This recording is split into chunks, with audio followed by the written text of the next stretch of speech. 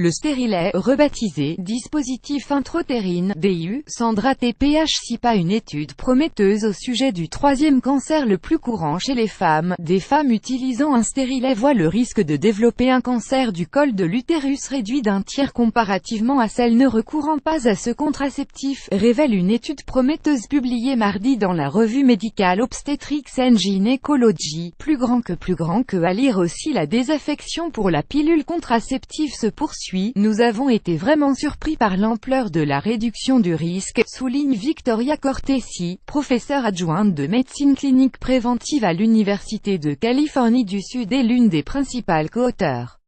La possibilité qu'une femme puisse minimiser le risque de cancer de l'utérus en choisissant ce mode de contraception pourrait potentiellement avoir un très grand impact sur la fréquence de ce cancer, juge-t-elle.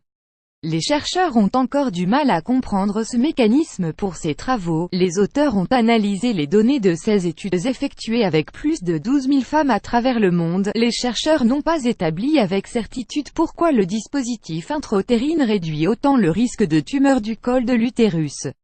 Mais ils citent la possibilité que ce contraceptif stimule une réponse du système immunitaire qui aiderait à combattre des infections responsables du cancer provoqué par des papillomavirus humains. Plus grand que à lire aussi, une piste prometteuse pour mettre au point une pilule masculine efficace. Plus de recherches doivent toutefois être menées pour comprendre le mécanisme biologique qui procure cette protection. De ce fait, il est prématuré, selon les experts, de recommander à un plus grand nombre de femmes d'utiliser ce dispositif intra-utérine.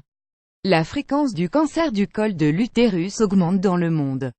Quelques 528 000 femmes ont reçu ce diagnostic en 2012 et 266 000 tests cette même année, selon l'Organisation mondiale de la santé. D'ici 2035, plus de 756 000 femmes pourraient être atteintes de ce cancer et 416 000 en décéder, indiquent les projections de l'OMS.